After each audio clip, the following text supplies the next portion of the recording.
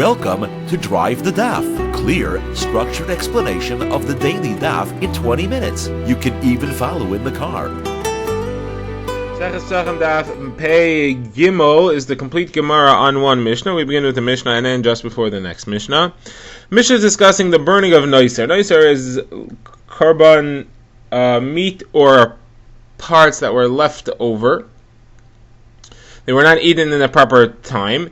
In the case of the korban Pesach, which we're primarily discussing, that proper time ends when the sun comes up on the morning of the first day of Pesach, and the halacha is that Noiser has to be burned. Now we have two primary sugyas here, because the Mishnah lists three different parts of the animal have to be burned. We're going to have to figure out why each part is listed. Why doesn't it just say anything left over? And the next thing we're going to have to figure out is what is the proper time for burning it. It's not the morning of Yom Tov. When is it exactly and why? Okay, so first of all, by way of introduction, the halacha is that anything which is edible part of a korban is nicer. If you could have eaten it as part of the korban, when it gets left over, it is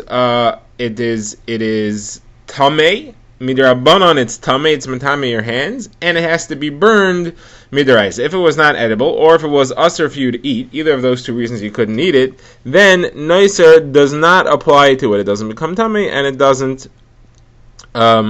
require to be burned. The Gemara will discuss what if it serves something which is noiser, what's the halacha of that, and that we will see. So the Mishnah, first of all, lists three parts of the animals. It says the bones, the gidin, that's the sinews, that could refer to sinews, ligaments, nerves, veins, any stringy part of the animal, and the noiser. These three things have to be burnt. Now the Gemara is going to try to figure out, obviously, why are these three things listed separately? If they're edible, they're all noiser. If they're not edible, then they're not noiser. Why does each one have its own category? But the Mishnah continues and it says, when does it have to be burned? It has to be burned on the 16th of Pesach. It can't be burnt on the 16th of Nisan, which is the second day of Pesach, which is the first day of Chol Hamoed. It can't be burnt on Yom Tov because the burning is it's a malacha on Yom Tov, and it is not doiche Yom Tov. You can't perform this malacha on Yom Tov. Says the Gemara, if the first day of Chol Hamoed comes out on Shabbos, then you burn it the following day because it's not doiche Shabbos. Okay, the Gemara begins by discussing the bones. So why would bones be listed separately? If the bones are not edible, then they're not nicer. And if they are edible, so then they're regular nicer. What seems to be issue? So the Gemara is obviously understanding that the bones are in a state which there was never a possibility of eating them, although they are edible, and therefore they are going to be burned no matter what. They are, from the time you shechted the korban, the bones are heading straight for burning. It's not that they're left over that you're burning them, because they have to be left over. I mean, it's not because you didn't happen to eat them that they're burned. It's a part of the animal which is going to be nicer, guaranteed, and therefore gets its own category. Now, why should that be? So the Gemara says, if you're talking about bones that have no marrow in them, there's nothing to eat. So they're not nice, they don't have to be burned. So the Gemara says, we are talking about bones that have marrow in them.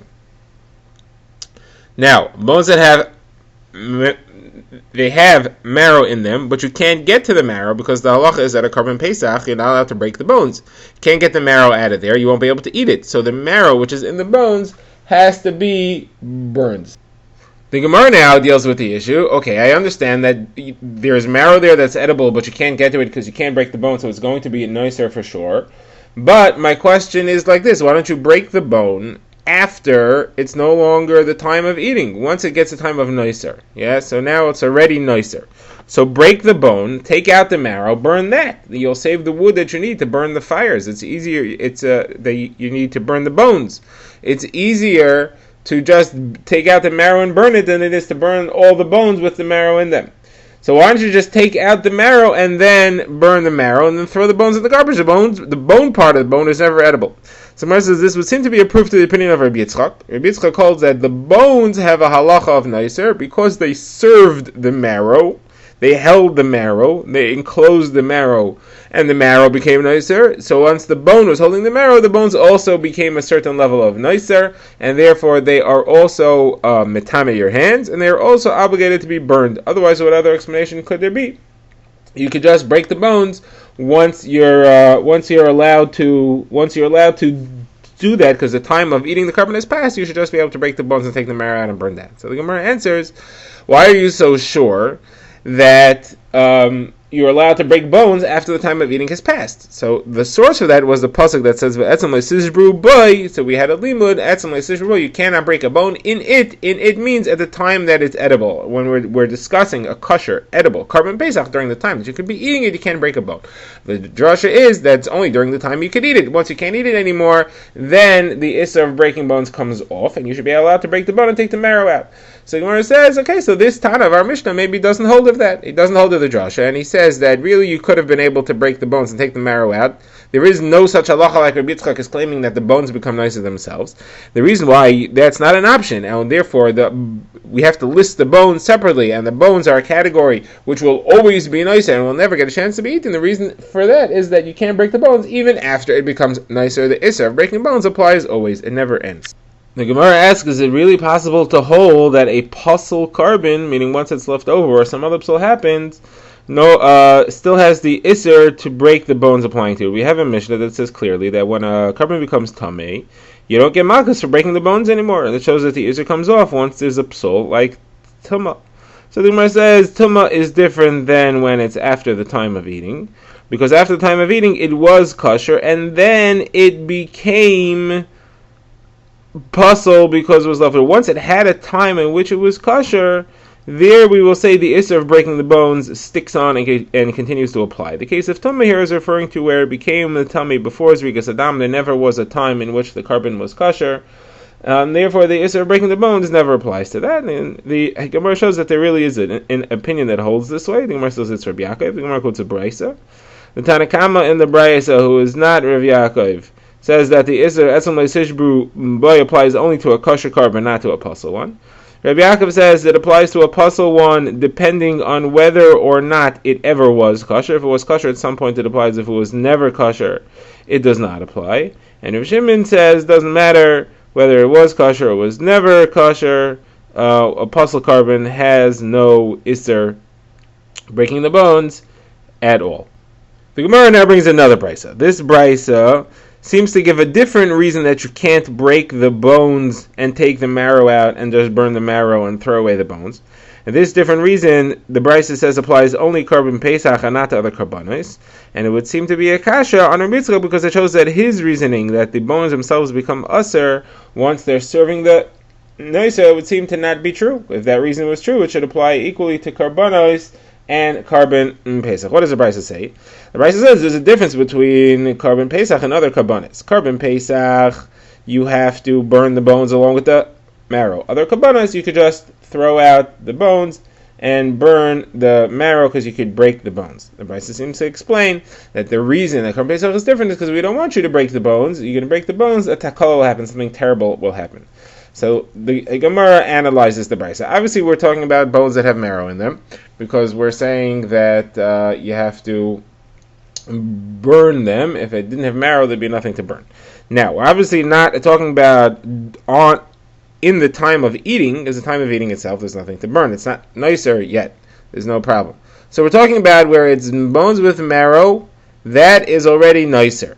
And we're saying that carbon pesach, you have to burn the bones because we don't want you to break them. Why don't we want you to break them? Because if we allow you to break them, then you're going to end up breaking bones even when you're not allowed to break them, which is when it's not nicer yet. Now, other kabbanis, though, you don't have that concern, and therefore you're allowed to break the bones. Now, the Gemara says, according to Rabbi Yitzchak's reason, that the bones themselves get a certain level of issur, because they're serving no issur, so how could you say this? Other kabbanis should be in the same state. You should not be allowed to break the bones and throw them away and just burn the nicer, because the bones themselves have to be burned, because they serve the nicer marrow that's in the bones. So it doesn't make any sense. So the Gemara says, no, the answer is as follows. It's not a kasha on Rabbi Yitzchak. There's a different situation in which the bones of the carbon pesach you have to burn, but the bones of a different type of a carbon you could just throw out, even though it's not clear nicer yet. What is that situation? So the Gemara gives two explanations here. The Gemara's first explanation is Rav Nachman. Rav Nachman says the case is where you found bones with the marrow already removed. but you don't know if the marrow was removed before it became nicer, and therefore the bone part is fine, it never served nicer, you could just throw it out, or if the marrow was removed once it already became nicer, and therefore the bones already served nicer, and therefore the bones have to be burned as well. So, here we say as follows. If it's Korban Pesach, since you're not allowed to break the bones before it becomes nicer, you could assume that the marrow was only removed after it became nicer. Therefore, you'd assume that the bones served nicer because they had the nicer in them during some part of the nicer period, and therefore we say, like Rabbi Yitzchak says, you have to burn even the bones. However, if it's other kabbalah, since you're allowed to break the bones before it becomes nicer, we assume that whoever broke the bones did them even before it became nicer, and therefore you don't have to assume that they ever served nicer, and you're allowed to burn them. There's no problem, even though we agree to Rabbi Yitzchak's halacha that had they served nicer, you would have to burn them. Now, that's Rav Nachman. Rav Zvid doesn't like this because it comes out that you would have to burn the bones of a Korban Pesach misafek. Even just the bones without the marrow in them, you have to burn them misafek, because they may have had nicer in them. Rav Nachman doesn't feel that the burning of the bones of Rabbi Yitzchak's halacha is strong enough to warrant it being performed, even if it's just a suffix. So Rav Zvid says the case is slightly different. The cases where you found a mountain of bones, and the top bones have the marrow already removed. The question is, do you have to go digging through all the bones and check that they all have the marrow removed, because if there's marrow in any of them, it's nicer? Or could you just assume, no, if the top bones have the marrow taken out, they all have the marrow taken out? So Gemara says, so therefore the explanation is as follows. If it's a Korban Pesach, where you're not allowed to take you aren't allowed to break the bones, you aren't allowed to take the marrow out until it becomes nicer, so we would have to assume that most of them do have the marrow still in them. Therefore you have to go looking at it and checking and seeing which ones have marrow, or whatever has marrow you have to burn. If, however, it's different types of korbanos that people usually, while they're eating it, that's the key point, while they're eating it, they could break the bones and take the marrow out and actually eat the marrow. So then you would assume that this is a pile of discarded bone shells, and you're allowed to just burn them all. You don't have to assume that some of them still have the marrow in them, because the taking out of the marrow is part of the eating process, and that is the explanation of this brisa. Okay, now the Gemara moves on to the next part of the Mishnah, which discussed gidim. Gidim again are the stringy parts of the body, nerves, veins, ligaments, things like that, and it's listed separately in the Mishnah. And the question, of course, is why does it get its own listing? If it's edible, so then it's just like meat. If it's just like meat, then it counts as nicer. If you left it over, you were supposed to eat it, so then it's nicer. You left it over. If it's not edible, then it doesn't have to be burned. It doesn't get the halacha of nicer at all. There's got to be some state in which it is edible, but we know from right away, from the beginning, that you're not going to eat it, and it's not that you left it over so it's nicer. You were never had a possibility of eating it, even though it was edible. What could that possibly be? So we're going to have three explanations of this. The first, the Gemara says, is that it's the gidim of the neck. They are very tough and wide and very difficult to eat. They technically count as meat, and therefore the Isser Nicer applies to them. But because they're so unedible, nobody's going to eat them, and therefore they are of their own category. So Gemara says this is a kasha Rabbi Yehuda, because Rabbi Yehuda says that the gidim of the neck do not have the halacha of meat, and Nicer does not apply to them at all. So Gemara says, okay, we'll say Rabbi Yehuda will answer that the gidim here are referring to something else.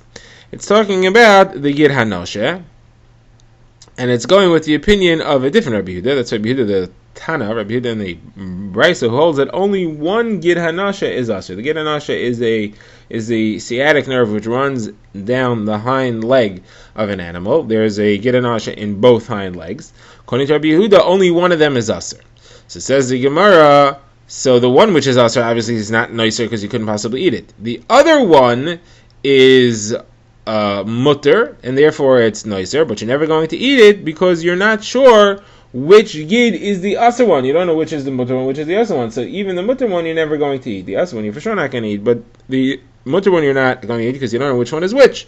But it does become nicer, but it's automatically going to get left over, and therefore it's its own category of nicer. We're not talking about the gidim of the neck. When we say that the gid is its own category, we're talking about the gid hanosha. So Gemara says the problem is as follows: we are not clear whether or not Rabbi Yehuda knows which one, according to his opinion, is the asr gid and which one is the mutter gid. Rabbi Yehuda had said that the knowledge indicates the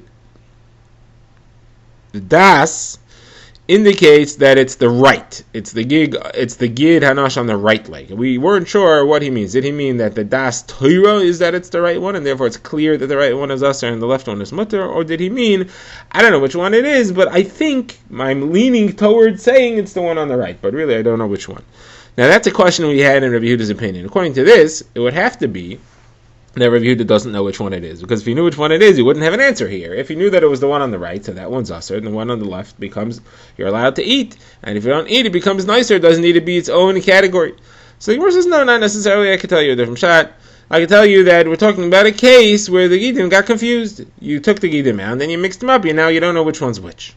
Situation like that, the one which is lost, you don't know which one is which for either of them, but the mutter one will never get eaten because now I don't know if it's mutter or usher, and that's what it's referring to, that it's its own category of nicer. Now the Gemara gives another explanation. What do we mean when we say the gidim are their own category? We're referring to the shuman around the gid, not the gid actually, but we're talking to the fat that's around the gid anasha. The halacha is that is mutter d'oraisa, but klal yisrael are noiheg iser. We took the custom of not eating it, and therefore it's going to be left over automatically because we are customarily not going to eat it, even though there's nothing wrong with it midaraisa. So midaraisa becomes nicer, but we can't eat it. It's its own category. The Gemara gives another explanation. The Gemara says we're talking about the second gid on each leg. Each leg has an inner gid and an outer gid. It has a nerve that runs down the outside of the leg, and it has a nerve that runs down the inside of the leg.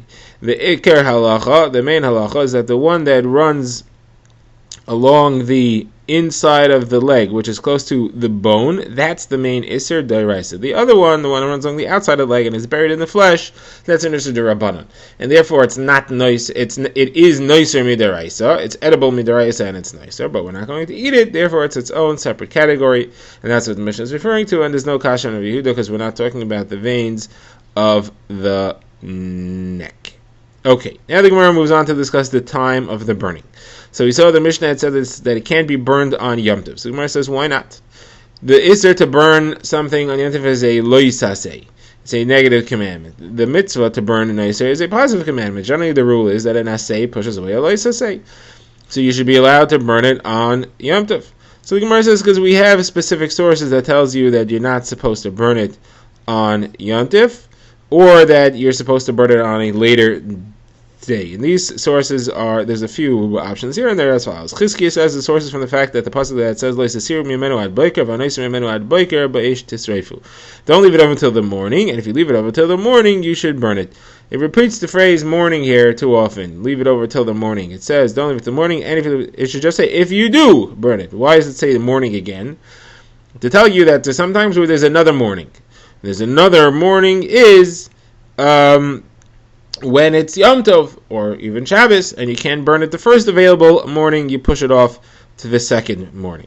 Abai says the source is as follows. The Torah, which tells us you're allowed to bring a carbon oil on Shabbos, says oil Shabbos b'Shabbat. You're allowed to bring a carbon oil only that Shabbos is carbon oil. You cannot bring a weekday carbon oil on Shabbos. You can't bring a carbon oil of Yom Tov on Shabbos. You can't bring a carbon oil of Shabbos on Yom Tov. You can't do any of these things. You can't bring it for the wrong day. Now, if you're not allowed to bring a carbon oila, and the reason that you can't bring the carbon oila is because it has to be burned on the mizbeach, but you're certainly not allowed to burn noiser, which is not even a mitzvah of bringing a carbon, it's just a leftover part of the carbon that's there before. Rava says it's as follows.